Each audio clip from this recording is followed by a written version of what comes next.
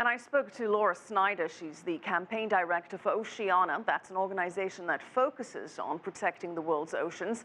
Lora was heavily involved with a recently introduced bill to ban all shark fin trade here in the United States. I began by asking her about the legal status of the shark fin trade here in the U.S. Last month, in June, a number of bipartisan members of Congress introduced the Shark Fin Trade Elimination Act, and it would make it illegal to buy and sell shark fin products in the United States.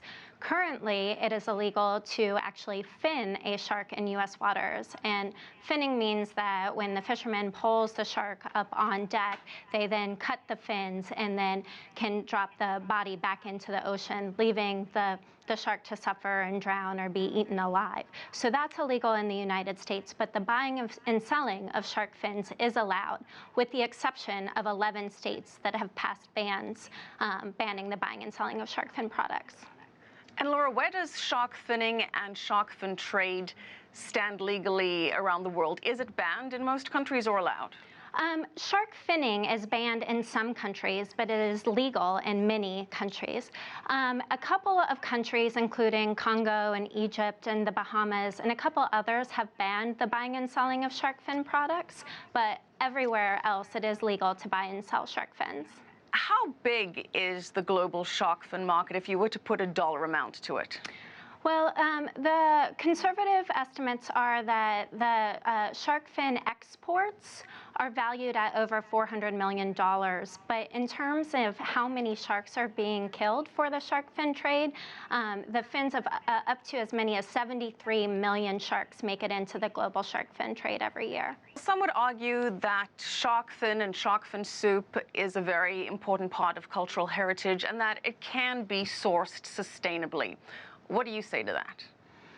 So when you look at the 14 most popular species of sharks in the Hong Kong shark market, which is the largest, over 70% of those most popular species are at high risk or very high risk of extinction.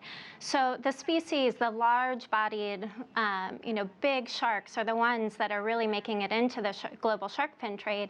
And unfortunately, some of those populations are declining upwards up to 90%. Well, given these environmental concerns, Cathay Pacific recently banned its shipment of shark fins. More than 30 other airlines have also pledged to halt the shipment of fins and other shark-related products. Which airlines are currently doing this, though? There are still a number of airlines. There's Air China, Air India, and a number of others that are still allowing shark fins to be transported on their airlines. UPS also has, last year came out with a ban against shipping shark fins, but FedEx still allows them. Well, don't these companies that do transport shark fins expose themselves to backlash, either legally or from a reputational point of view? What's the upside for them to carry on doing this? As you just said, there are a number of consumers and concerned citizens around the world that as they learn more and more about the risks that these shark populations are facing, that they are putting pressure on these countries. And I would imagine we'll see companies to continue to face pressure from consumers around the world, and also starting to put pressure on governments to also ban the buying and selling of shark fin products. Now, for the cargo shipments that say they're exporting legal fins, how difficult is it to differentiate between legal and illegal shark fins?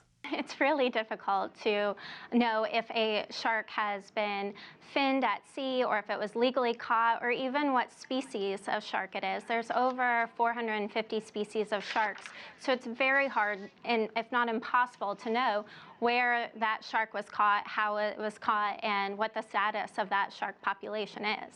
The Hilton Group in 2014 banned the use of all shark fin and shark-related products across its entire hotel chain.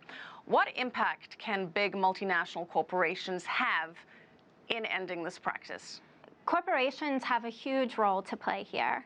And as we are seeing, there are airlines, there are hotels, Grubhub here in the United States, Amazon, Disney, all of these companies have come out against the trade of shark fin products and said that they will no longer participate. And as have these 11 states in the United States have passed laws banning the buying and selling of shark fin products.